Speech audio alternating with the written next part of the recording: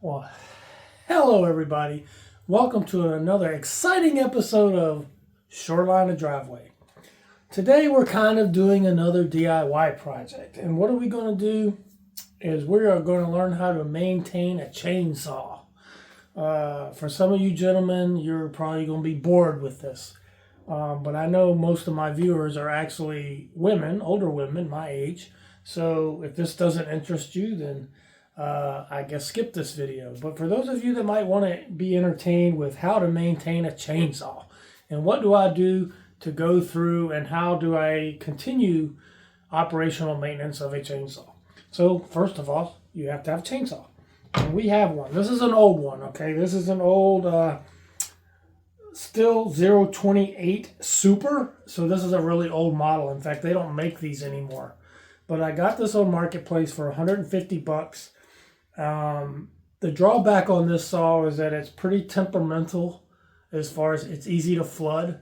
If you're running it for, say, 5 or 10 minutes and then you turn it off and you right away turn it back on, it needs to sit for a minute because it floods, or it's very rich on gas. It uses a lot of gas for a chainsaw, that is. Not a lot of gas, but I got it because these saws can retail for equivalent saws. Steel saws can retail anywhere above this price range, but this is probably a $600 saw if you buy it new, the newer model version of this one. 150 bucks. And hey, the motors in these things are, I mean, you can't hurt these motors. They're 2-cycle engines. So I want to talk a little bit about that. 2-cycle means that you have to mix the oil and the gas. We're going to keep this very simple. Your car is a 4-stroke engine. This is a 2-stroke engine. So what I've done, what I do is, here's some 2-cycle. I like Castrol. Castrol, this is actually some 2-cycle oil I had left over when I had my ultralight. And this is what I would use as the Castrol because this was, my instructor said this is the best oil to put in those engines. And so I still have some left. So this is what I use. It doesn't take much of it. It's a 50-to-1 ratio. This is a mixer that does your conversion for you. So if you look for the 50-to-1 ratio and your gas can, let's say, is a 2-gallon gas can, you normally don't need to mix more than a gallon or two because you don't use a whole lot of this at one time. So when you're mixing, it tells you exactly where to pour the oil up to based on how many gallons you're making, and it mixes it for you at that ratio. So this is pretty nice to have because you don't have to measure it out. But you just pour it in your gas can and then you mix your regular gas with it. And I recommend not using ethanol gas. Try to get some marine gas, boat gas. Depends on where you're from. Up in Alaska, they don't even have marine gas. So all the gas that you buy at the pump is strictly gasoline, pure gasoline. There's no ethanol up there. But they have ethanol down here in the lower 48. So I buy marine gas for my lawnmowers and my chainsaw. And the reason I do that is because these items are sitting quite a bit. They're sitting in storage. They're sitting in the garage. You don't use them every day. And so the ethanol starts to gum up and create problems and that's why you don't have them in boats. You don't put that ethanol stuff in boats because boats are not designed to take ethanol. And it's just, unless your car says you can use it, it's okay to use it, I wouldn't use it. So I just go straight gasoline with these items, especially when they sit for a while, and chainsaws typically do sit. So I use the good gas. So this is I showed you the oil I use, and then this is the measuring device I use. And then you want to use real bar oil. This is the oil lubrication that you use on your chain. It's not just for the chain as it spins, but it's also for the bar. The bar has a sprocket at the tip, at the very tip. And it's good to keep this clean too, and we'll talk more about that later. But this chain is going at a very high rate of speed. Typically your 2-cycle engines like dirt bikes, chainsaws, they're doing a whole bunch of revolutions. So they're being wound out pretty high revs. So you want to use good oil, good gas to prolong their life. And the bar oil, I know a lot of people familiar with these saws, they'll typically take used motor oil and put in them. The problem with that is it will work, but it won't work as good. And bar oil is sticky. It's more sticky. And so it sticks to the chain better. It doesn't just get slung off the chain when it spins around. And so it provides a better lubrication. Your regular used motor oil won't hurt the saw, won't hurt the chain, but it will not extend the life of the bar that the chain runs on. It kind of needs that oil to stick to it and not be slung off of it like regular motor oil will. And a lot of it's synthetic too. So not the best for using on a chain. Spend the extra $20, get you a whole gallon here of, it can be any brand, it doesn't matter, of bar oil, because it's sticky and sticks to the chain better, sticks to the bar better, and it'll help prolong the life of the chain and the bar. And that's what you want to do, because those things are kind of expensive to keep buying over and over again. So I mix them in just this little gallon. I think it's 1.5 gallons. It's a 2 gallon. It's a 2 gallon. I got about this much left in there. But this 2 gallons, I don't fill it all the way up. I think I only put 1 gallon in here at a time. And it can last me a couple months, depending on how much cutting I'm doing. This is a tool used to remove the bar and chain, and we're going to go over that. And you have a screwdriver tip on the other end. So this is specifically a chainsaw wrench. This wrench is sized to fit a couple different things. It'll fit these, because you got to take these off in order to get the bar off, in order to get the chain off, so you can sharpen it. And we're going to do that today. And then the screwdriver tip is used for adjustment. Now this is a really old saw. Some of the newer saws you can do with your thumb, but this one requires a screwdriver, and right down here is your adjusting screw to run the bar in and out, which tightens your chain. You want a little bit of slack here, but probably not as much slack as what you see here. This needs to be tightened up a little bit. There should be a little bit of slack. And you should be able to spin this. Okay. Another thing you're going to want to do is have protective gloves. Oh, my gloves are falling apart. Protective gloves. Oh man, they're really falling apart. Ugh. Looks like I need some new gloves. They're unraveling. But use gloves. I like the nitro gloves. These are older ones that I have. In fact, these don't even match, but they'll work. And here's what you can use for this is a good pocket tool. Say you're out in the woods and you're quite a ways out. This is a tool bag that's used to sharpen your chain. And you can do that when you're out in the woods. But we have a chain sharpener right here. So we're going to cheat, and we're going to use electricity, and we're going to use this sharpener here.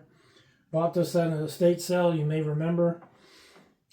On Madam Mayor's Adventures channel, we bought this at one of the estate sales. You might remember it in one of her channels. You have a guide here you can use. I'm not going to go through the use of all this. It'll bore you to death. There's a handle, though. It attaches to any one of these. And then you can use that to sharpen your chain. Like if you're out in the field and you don't have access to a shop. So, okay, what I'm going to do, I'm going to adjust the camera a little bit down so we can go over the saw.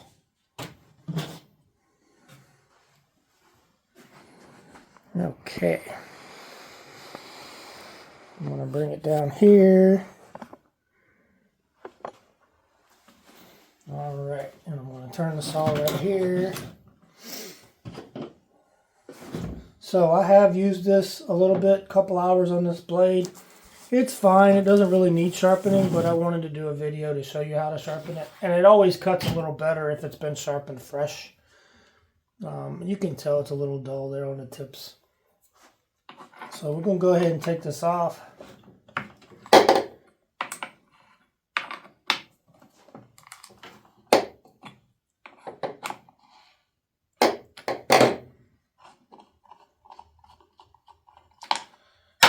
Most steel saws are about the same. They all have, I'm not going to say they all have, most of them have 2 nuts that hold this case on. And what you'll typically want to do is get a cloth and wipe this out and make sure that you oil the track that your oil goes in, because there's an oil feeder hole and you'll want to blow that out, because when sawdust gets in there it clogs the hole and it doesn't oil like it should. And you'll notice it when you're cutting. It'll cut like it's dulling. It'll cut real slow. It won't bite the wood like it's supposed to. And you may even see it smoking, like it gets hot if it's not being oiled right. So I'll clean this up. I won't show that, but you'll clean this up. Okay, so what you have going on here, this might fall off, and that's okay because there's nothing holding it on there. Your bar runs right here. And so when you do this adjusting screw, you're pushing the bar out or you're pushing the bar in. You're actually running this little, there's a knob that fits in the hole and it just runs the bar in or out. So by doing that, you're adjusting the chain. So the chain adjustment is done by the bar moving in or out, and that makes it tighter or looser. So you'll see the sprocket here. This is something to kind of casually inspect periodically to make sure you're not getting deep grooves in it. It's not real expensive. We'll go ahead and lift this off. It's really just that easy. You'll want to inspect this. This is your sprocket. These are not that expensive, but as they start to wear, they'll get a notch in them, and it'll make the chain won't get the bite that it needs when these start to wear out. But you can get these pretty cheap, and you can replace them yourself. There's a little washer on here and a locking washer, and you just take it off, slap it on, put a new one on, and you're done. So with your bar, what you want to do is I like to put oil. I have a little bit of 3-in-1 oil I put on the sprocket. And then you can feel, I can feel a little bit of resistance on this. It should spin more freer than that. So I need to clean this bar up. I will also take compressed air and run it down the channel. Because you can see there's a little channel that goes all the way around. That's where your chain runs in the channel. So I like to use compressed air and clean all that out. This also has portholes in it, so you want to clean the portholes. The oil holes are here. You want to clean that out, blow it out with air, compressed air. We'll do that off camera. And that's really it. And clean this. You can clean all this up. You just take a brush and brush it outside. I don't want to make a mess in here. And then here's your chain. Let me readjust the camera here once again. I'm going to raise this up a little bit and come a little closer. All right, so this chain has two directions. If you can see the tooth where it's got the pointed end, that's the part that you want going down the bar and out to cut. So it should be traveling in this direction. You don't want to put the chain on backwards or it just won't cut. You might even damage the teeth. I don't know. I've never had that happen. But if you put this chain on backwards, it's not going to cut anything very well. And you'll pretty much realize it as soon as you touch the wood that it's not cutting. Because what it's doing when it's cutting is it's actually grabbing the wood and biting it. And it's cutting in like this. And it's happening very quickly. Each one of these teeth is taking a bite. And this chain is going really super fast.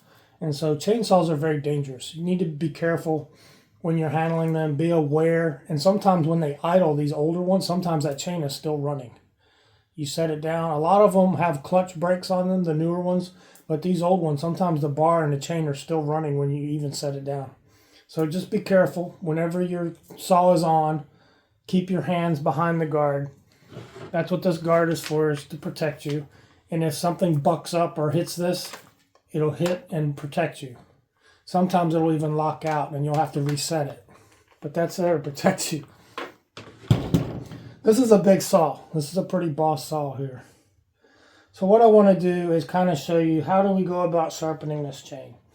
Okay, what you're doing is you're just taking, there is a guide on here. You may not be able to see it in the camera, but there's a guide that says don't sharpen this tooth below this line. It's time to get a new chain. So when you get down to that line, you need to get a new chain. But we still have a fair amount of chain left. Right there is a tip mark. I can see it. You might not see it in the camera, but I have that much blade tooth left. And what I do is I just like to touch them a little bit. And you'll see how quick it is to do with this. Now, every other tooth is angled in the opposite direction. It's important to note that these teeth on a still is at a 30-degree angle. And that's going to be important because you have to set this up. So when you set this up, there's a gradient. I'll show you real quick. You see the little degree marks? See it set on 30 degrees?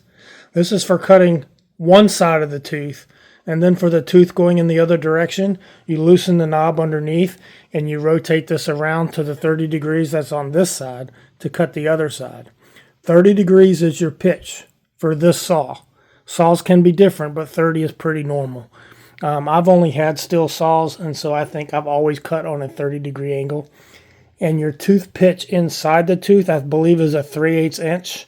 So if you're having to sharpen this with a rat tail file, that's the manual ones in the case that I had open, then you have to pick the one that's going to fit in there. It's a 3/8 inch. But your saw may be different, so just look it up. You can look it up online. You can look it up in the owner's manual. I want to bring this camera in a little bit more because now I want to show you. I want to try to get in here really close and show you how this works. Wait a minute, this might be a better angle over here. And then I'll just work around the camera because I want you to be able to see this. I'm trying to set it up here so you can get a good angle. Okay, that's pretty good. All right. First thing you want to do is identify where to start. You're like, the whole chain looks the same. How do you know where to start? Yeah, well, there's what's called a master link. Usually it's marked in yellow. Sometimes the paint will be rubbed off, but can you see right there? The yellow? And sometimes you'll have two teeth running together in the same direction. Not always, but this one came out that you have two teeth running in the same direction. So that's your master link. So I use that to identify where I start, because you want to sharpen all the way around the chain, and then you change sides and sharpen the other side of the chain. And once you do that, it's sharp and you're ready to go. Now, if you take this to a store, some places you can find will sharpen them for you for 10 bucks or 20 bucks. I like having it here at the house because then I ain't got to run to the store and do it. So what you do here, if you can see that, let me move you in just a little bit more. This is already set up, so it takes a little bit to set this up. First, you have to set your degrees and lock it down, which it's already done. You can also set this backstop. This is a backstop. So this is what you set your tooth against. Like when I push back, and then I use this to lock it down. That keeps that chain from moving. See, I'm trying to move it. I can't move it. This sets your backstop. This engagement here, you can adjust that backstop, whether it needs to be pushed more over or back. How do you determine that? You determine that based on how much of the tooth you're trying to saw off. You're going to be, when you sharpen this, you're actually removing metal from this tooth and giving it a new edge. So you want to set it just so when this blade comes down, it just touches the tooth and just barely takes off a little bit. So that's what you're trying to do. And I'll go ahead and get this plugged in. It makes a little bit of noise, and I'll probably just put some music to it later. So you may not even hear what I'm saying, but we'll get this plugged in.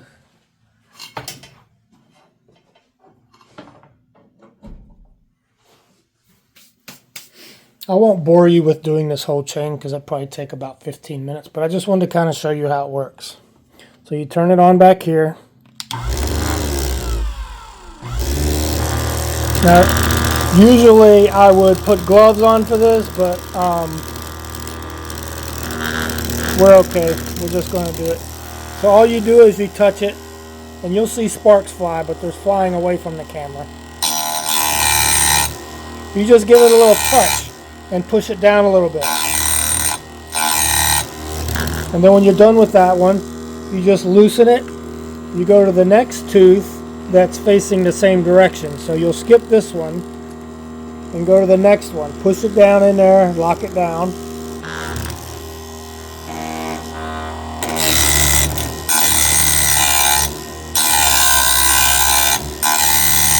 Usually I tap it 2, 3, 4, 5 times, whatever's comfortable. Go to the next tooth that's faced in the same direction. So you're doing every other tooth.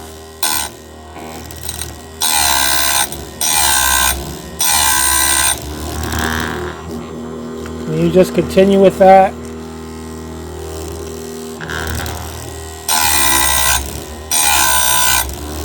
Until you get to the end.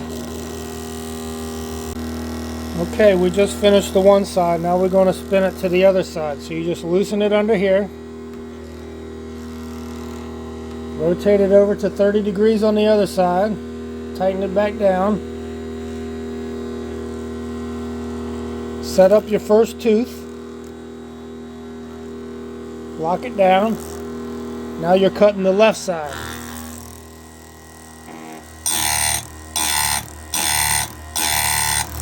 And it works the same way.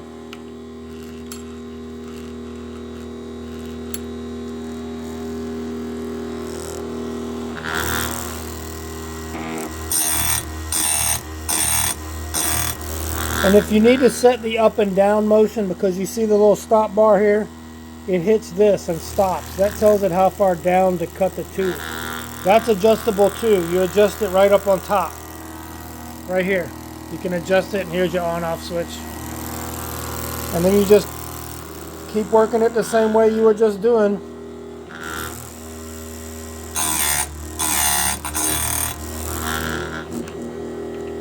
And just keep going like that until you get them all done.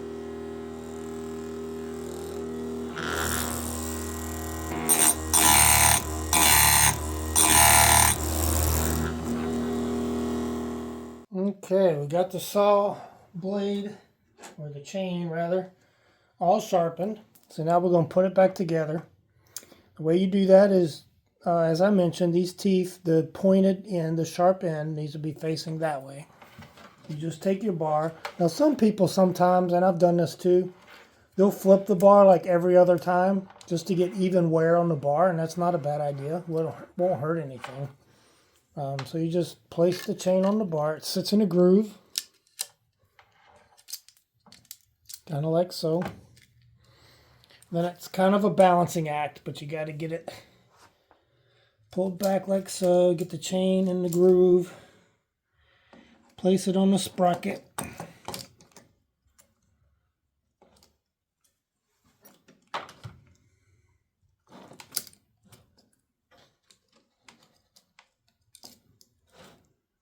Okay. Make sure it's sitting in the middle of the sprocket. There we go. Okay. Okay, now what I'm going to do is grab this, and I've cleaned this all up already. Place it back on there. Just start the screws by hand first and just get them snug. Don't tighten them down just yet. Okay, now we got to get the slack out of this chain. See all this slack? So I got a screwdriver here. Sometimes a regular screwdriver is easier to use than this just because of this T-handle that's on there. But the screws on the back side of the blade, you just turn it until it tightens up.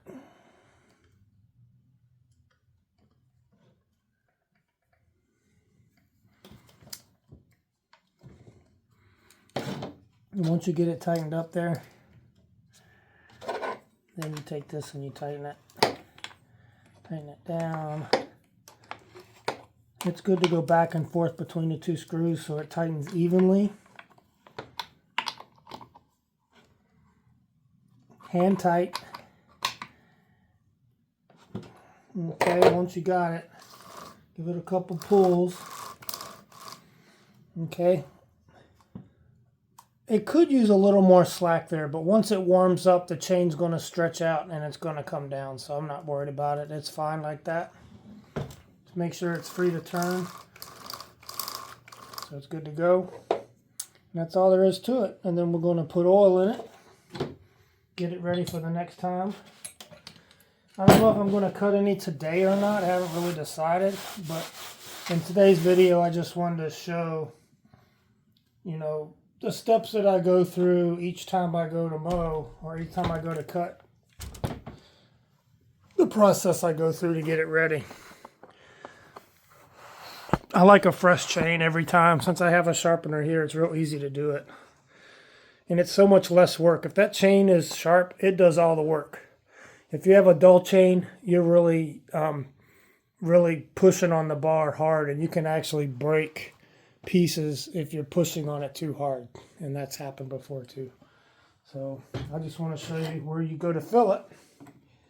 So your fuel goes here. This doubles as an opening tool. Some of these newer ones have it, they're just thumb screws, you can turn them. This is the old style. So what I do with the gas is I give it a little shake, make sure that oil and gas is well mixed. This is all pre-mixed gas already. This gas container is strictly for my chainsaw. That's the only thing I put in here is chainsaw pre-mixed gas and oil. Okay. Try not to overfill it or you make a big mess. And then I just use this to tighten it up. It doesn't have to be overly tight, just snug. And then over on this side is the bar oil. Now your bar oil container is usually slightly larger than your mix because you don't want to run out of oil before you run out of fuel. So they make these, the bar oil sides, bigger. And so you fill them both up. Every time you fill this up, you fill this up too.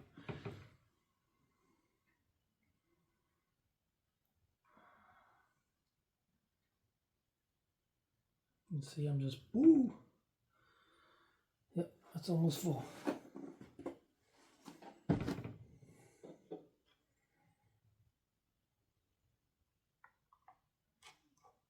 Now this saw is really loud too. If you haven't heard it in one of the videos, you'll hear it in one of the future videos. It's really loud, so I wear hearing protection when I'm using it. I like to put a rag down too on the table because this older saw tends to leak a little bit. Hey, it's an old saw, but it's $150 versus $550. Big difference. And I don't have a whole lot of trees here to cut. I just have a couple dozen maybe I like to cut, and that's probably all I'll need with this saw, and then I'll probably just sell it. I can probably sell it for exactly what I paid for it, so you don't lose any money. So, get this fixed up here. So, I know we're not live, but if you have any questions, drop them in the comments and I'll answer them the best I can. And that's about the limit of what I know on a chainsaw. There is an air filter, but I wasn't going to get into that. But you take the back half of the cover off and you take that filter off, and you can get new ones or you can blow them out with the air compressor. And it's good to blow them inside out so you're not blowing the dust into the carburetor portion of the filter. There's a clean side and a dirty side of the filter. So you want to blow it towards the dirty side, blowing on the clean side, blowing it out of the dirty side. Or sometimes you can just brush them off like this with a brush and get some of the sawdust off of them and then put it back together. They're reusable. So that's it, really. That's chainsaw maintenance. So thank you for joining me today on Shoreline the Driveway. Well, we always have another exciting video coming your way. Thanks for joining me. Love you guys. Take care.